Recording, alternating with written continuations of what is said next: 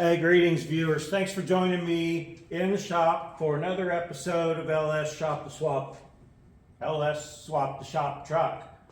I got the motor in last episode. If you stuck with me through that last episode of the wiring, God bless you. Man, I struggle with wiring. So anyway, I think some of these might be needed for my cruise, possibly my gauges, maybe my fuel pump. I wasn't 100% sure. I know it said if they're not attached, you don't need them. But anyway, I got to get me a block off plate for my evap here. I still have to order that. I have to order a new fuel line kit because the one I ordered apparently got lost somewhere and I never received it. Looks like I have plenty of exhaust clearance against the frame there. I'm on the farthest back setting on those motor mounts. You remember that. Looks good over here too. We're going to go underneath and take a look in a minute. Everything looks good. Looks like I could come forward if necessary, and I'll show you why I think that may be necessary. Dipstick still has to go in. Oh, excuse me, belching. All radiator and sundries on the front, the fan, etc. Let's go underneath. Okay, now underneath. Looks like I still got plenty of exhaust clearance and exhaust room here. Looks like I still have plenty over here. Shifter linkage is going to be a thing I have to come up with because this was bracket and this one's cable. That's not a problem there. Hooking up the transmission lines, I still need to do that. That won't be hard. Bolt up torque converter, still need to do that. That won't be hard. I left these bolts loose and this loose and these loose in case I need to let the transmission down to hook those lines up. We'll find out here in a few minutes. But here's a problem I got. My drive shaft is about an inch too far forward. And are my splines the same? I think they are. I haven't even bothered to check that. That'd be another thing I'd be learning. Now, I'd probably run true duals and cut this off and run 2.5 or 3 inch pipe back. That's yet to be seen, but exhaust needs done. Like I said, dipstick, cooler lines, torque converter starter, shifter linkage. If I can scoot the motor forward, I'm going to bolt these exhaust manifolds or these exhaust pipes back up. It was easier to get it in and line up the motor mounts without those being on. Still need to get my fuel lines, but the kits are everywhere. I could make my own. I thought I'd order a kit for it. And yeah, it got lost somewhere in cyberspace. So far so good. I'll do a synopsis of everything when I'm done and show you what I did. And man, if you want to talk wiring, you should probably seriously watch somebody's show that is more apt at making a good video and better at their wiring and their terminology, because I know I fuck around a bit when I do that kind of thing, but it helps me learn, and I'm just sharing it with you. So enough about that. A lot of hoses. I think I got everything to hook it up back there. First thing I want to do though, I think, is get that exhaust on and see what it's going to take if I'm going to be able to move this forward, because this will be a great time to do that. All right, now I ordered a new O2 sensor for the Bank 2 Sensor 1 passenger side because I cut that wire. I'm going to splice my harness because I cut that too. But anyway, that's not what I'm here to talk about right now. Now you see some wires down here. I ran all the transmission wires, plugged them in, forgot to mention all that. Got my O2 for this side hanging down, harness plenty away from the exhaust. What else did I do? Oh, had the zip tie one, my speedo wire back here because I broke the clip off, but that is secure. I got the dipstick bolted up. I got the transmission lines hooked up, and I can tell you for free that they don't fit exactly the same, but real close to the same. I got plenty of room for my starter, got my wires down. Exhaust is next. Dipstick is bolted in. That is important so it stays and doesn't leak. And when you're by yourself, that can take a couple of tries for sure. Now, some of you may see this kinky spot here. You can't even feel it on the top. It's worse. All right.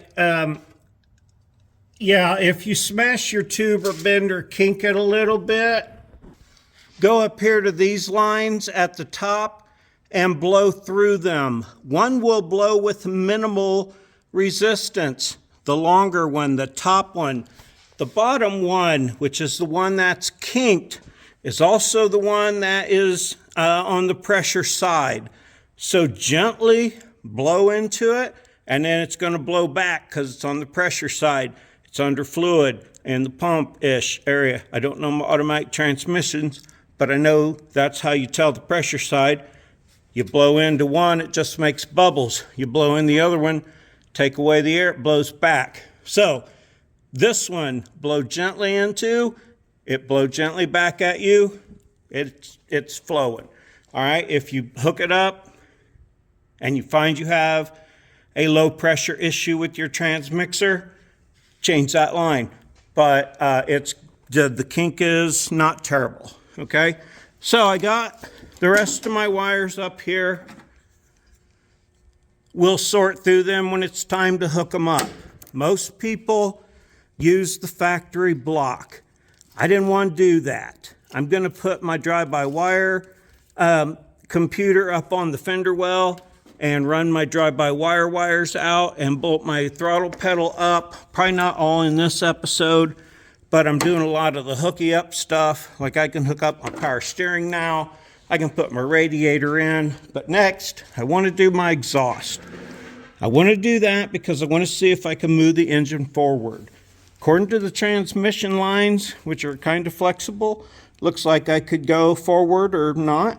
But again, not the same truck. So anyway, I got my mass airflow here.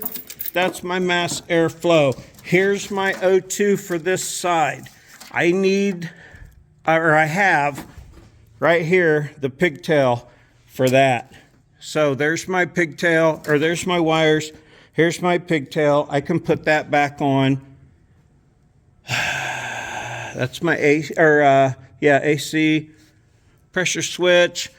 I got, like I said, a block off plate for that coming. O2 sensor for this side. I think that's enough up here. Let's go and see if the exhaust will bolt up and can we move this forward any. All right, here we are underneath again. Now, I cut these short to get them out of that other truck. I welded them back together on the bench without thinking. And I got quite a bit of room here. I could move this forward 2 inches easy, and it would not be hitting. The other side, however, tells a little different story. Now, if I hadn't welded this together yet, I could custom make that, but I did. But I can also, I got to get a wrench on that one because it's above the frame. I can cut this pipe and angle it in this way, like bring it this way, because where it's at right now, this one line, of course I can move this exhaust, but this one lines right up and is ready to bolt up. My exhaust that'll come down this side, which I haven't got yet. I'm hoping I can find it at a junkyard. Yeah, I can move that in as much as I want. So that's dandy. Now, I'm gonna see, can I move it an inch forward and make all this work? Or does it need 2 inches forward and a custom exhaust? Before I bolt that down, man, I'm sorry for the shitty cinematography always here, but I digress. Yeah, so I won't bolt that one down all the way. Man, we're moving right along, and I am getting excited. The underneath stuff is mostly all done now, except linkage, and I got to figure that out. I'm not sure what, but I can always put in like a floor shifter. Hell, anything can work. Maybe I get a cable, I don't know. But anyway, so yeah, excitement abounds here. I can move that to the next set of bolt holes without a whole bunch of work, probably. Do I have room? No, not really. I don't want to buy anything. See, I'm still 700 bucks. I've been keeping track. I bought some. Oh, I bought the seals. The only thing I bought for this so far is front seal and rear seal. And I got 700 bucks in this whole LS swap right now. So I don't want to buy anything. I don't have to buy. I want to make everything I have to make. So yeah, I know there's a lot of them out there. I got plenty of room on this oil pan. And when that's in place, it's not even really hanging down. Again, a skid plate can be made. Now this little box here on the side of the transmission, and I give you all the terms I know, which is little box on the side of the transmission, that was different and didn't match my plug with my harness. So I took the one off the old transmission and they just unbolt and they slide over the shifter. I'm not sure exactly what they are, but I'm pretty sure it doesn't matter if I take that one off. This transmission was out of a 2000, and my motor is out of an 05, and my truck is a 90, and my exhaust is probably going to get modified so I can slide this engine forward. That's not what we're here to talk about today. I'm just a dude in the garage, man, doing my thing and putting it up. I get a lot of positive comments, and then I'll say, hey, there's torque spec, but I don't use it. And someone will bitch about, you didn't give me a torque spec. Well, no shit. All right, enough about that. I think that's how that guy sounded. I'm not sure. Oswald's ready to play. Let me see how we're doing here. I'll be right back. All right, I'm just going to jumble all this together in one video then here real quick instead of making it a couple. So if this jumped around a bit, that's what happened. Hell, you probably won't even notice. I am going to move these motor mounts forward. I'm going to lift the engine up, unbolt those real quick, and then set it back down again and move this forward. If I have to take both pipes off to move it forward and modify them both, I can do that. But after doing some looking at it real close, I think I'm going to be able to move it forward without much of a problem. So I'm going to jack it up, take those mounts out. I don't want to do that, but I don't see another way. I got to come forward with it. So hang on while I do that. Okay, so now you can see down here that I moved that motor mount back to the 3rd position. 1 and 2 are right next to each other. 3 moves you forward quite a bit. Look out. I'll show you from underneath there what it looks like now. I had to modify those down tubes. Okay, I'm not spending any money. I don't have to. So instead of, I got my fan on for reference there against my radiator, my shroud, etc., etc. Still working all this front up here stuff out, but now underneath, you can see this pipe over here, all kinds of room. It's on a donut gasket where you can kind of pivot it around a certain amount and it'll still seal. What on the other side is not. You can see some scars on there. Yeah, okay, I cut and bent and welded and smashed and hit it and brought out my inner Hulk and threw the hammer on the bench and had to walk away. I beat it so hard. I split the pipe, had to weld it back together.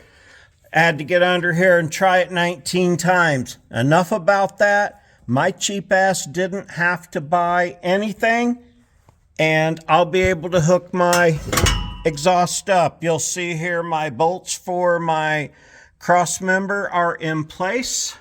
I lost the nut for that, but I'll find it. This fit together. It is the same spline. Was even able to move forward to give more scoochy in the back slip yoke. So all that worked out real well. I got the mount bolted up. Exhaust, I can hook up that O2 whenever I'm ready. I got one of the torque converter bolts in even. I got to bring my wrenches down, tighten this up. Man, we are moving along. I am solving problems. Yes, I had to manipulate these pipes with a big hammer. That has to happen in order to stay cheap and not buy anything. Or maybe you know of a manifold you can get real easy. And if you're better at mashing and bending, cutting and moving a piece of pipe than me, yours won't look as shitty as mine. But I digress. We are ready, just about to move on. I'm going to tighten these up. I'm going to find a nut for that and put it on and get this stuff out. And not ready to put it on the ground yet. But anyway, I'm super happy because a lot more has happened. I think I found a piece of pipe that'll thread in. I can make my return nipple out of for my steering box because I'm stupid and I threw that away. Like I said, I got my fan on. I'm going to try and use the transmission cooler and my old radiator because it doesn't have any broken pieces. I wouldn't be patching it together to try to make it work. I can finally get the chain and the seat belts off of there that I've been lifting it with. Man, you don't know how happy I am to have that in place. And now that I've moved it forward, like the dipstick install would have been easier. Some of this stuff might have been easier. I do have more room around my transmission lines now. Yeah, man, I really appreciate you watching. This is all coming together. Sit tight. I'm going to, tighten that stuff up. Move up here. Oh, excuse me, America. And, move along a little bit here before I end this video. All right, viewers, Oswald and I are going to go under there one more time and show you the progress. Now, one side of my exhaust is already put down. I will hook that up and use it. I found a nut for that and not a washer, but that's okay. Bolted up this mount, everything's peachy. Got my yoke put in, it fit. Bolts, oh, that's what I forgot. Okay, I'll get under here and do that. Up here, I got the starter, I got the shield, I got the tranny lines, I've got the O2 hooked up, I got my fucking zombie pipe over there. I still have to hook up exhaust and hook up a transmission shifter linkage. I may still have to change that kinked up pipe, but I don't think so. Or transcooler line there. My O2 up there. All right, I got to get that order of stuff in. Moving it forward was absolutely necessary. Okay, I already showed you that, how far I moved it, and I feel better about it all around. The motor set's less leaned back, much further away from the firewall, much further away from everything on the floorboards heat-wise. I will start hooking this stuff up in the front in the next video.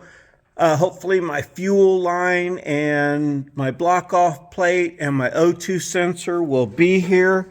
I can put the computer back on. I can, oh, excuse me, America.